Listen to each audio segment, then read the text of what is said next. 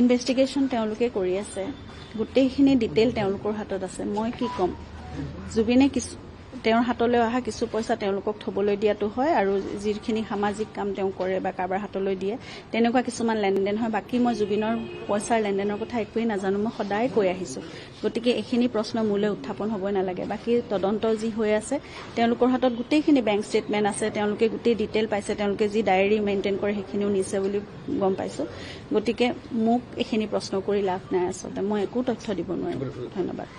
ৰাজনীতি নহয় বুলি মানৱ ৰবিনে কৈছে, সকলোৱে কৈছে, আমি সকলোৱে বিচাৰিছোঁ ৰাজনীতিকৰণ নহওক। এইটো কোনো ৰাজনীতিকৰণ কৰা বিষয়ে নহয়। জুবিনৰ সেই দিনটোত জুবিনৰ লগত কি হৈছিল, তেওঁক ইমান নিথৰুৱা কেলে কৰা হ'ল, ইমান আমাৰ আলাসৰ এজন ব্যক্তি, আমি ইমান মৰমেৰে আলফুলে তেওঁক ৰাখোঁ, সকলোৰে মৰমৰ, সকলোৰে ইমান আদৰৰ, এই লক্ষ লক্ষজনৰ মৰমক নেওচি তেওঁক নি পেলাই ইমান নেগলেক্ট কিয় কৰা হ'ল, সেইটোৱে আমাৰ প্ৰশ্ন। কি হ'ল, এই ভিডিঅ'বোৰ টুকুৰা টুকুৰিকৈ যে একদম ৱেব ছিৰিজৰ নিচিনাকৈ উলিয়ালে, তাতকৈ আমাক সঠিক কথাটো লাগে। সময়টোৰ লগতো মোৰ এতিয়া মানে সন্দেহ আছে। তেওঁলোকে যিখিনি কথা কৈছে সেইবোৰ কথাটো গোটেইখিনি এতিয়া মানে খেলি মেলি। গতিকে সঠিক কথাখিনি কওক, তাত কি অভিপ্ৰায়, কাৰোবাৰ যদি লুকাই আছিল বা কিবা কৰিছিল, ক্ৰিমিনেল এক্ট কিবা জড়িত হৈ আছে, তেতিয়াহ'লে দোষীয়ে শাস্তি পাওক। সেয়াই মূল কথা, একদম চিধা চিধি কথা এটা। আৰু সেই মানুহজনো ইমান সৰল আৰু চিধা মানুহ আছিল, তাত বেলেগ আৰু কথা কৈ থাকিবলগীয়া নাই। ইনভেষ্টিগেশ্যন চিষ্টেমটো খুব টাইট হওক, খুব ক্ষিপ্ৰতৰ হওক, আৰু কথাখিনি ওলাওক। আচল কথা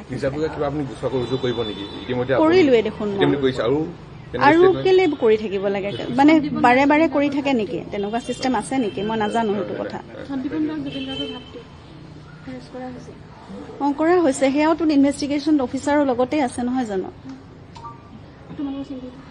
ইনভেষ্টিগেশ্যন তেওঁলোকে কৰি আছে, গোটেইখিনি ডিটেইল তেওঁলোকৰ হাতত আছে। মই কি ক'ম, জুবিনে তেওঁৰ হাতলৈ অহা কিছু পইচা তেওঁলোকক থবলৈ দিয়াটো হয়, আৰু যিখিনি সামাজিক কাম তেওঁ কৰে বা কাৰোবাৰ হাতলৈ দিয়ে তেনেকুৱা কিছুমান লেনদেন হয়। বাকী মই জুবিনৰ পইচাৰ লেনদেনৰ কথা একোৱেই নাজানো, মই সদায় কৈ আহিছোঁ।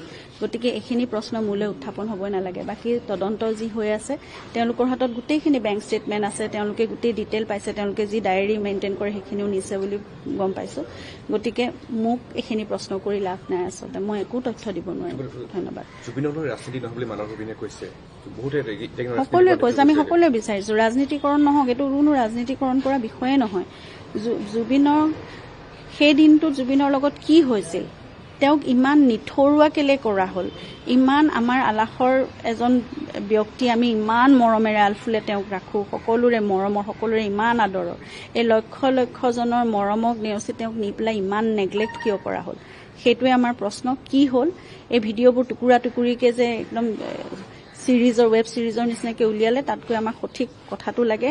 সময়টোৰ লগতো মোৰ এতিয়া মানে সন্দেহ আছে। তেওঁলোকে যিখিনি কথা কৈছে সেইবোৰ কথাটো গোটেইখিনি এতিয়া মানে খেলি মেলি।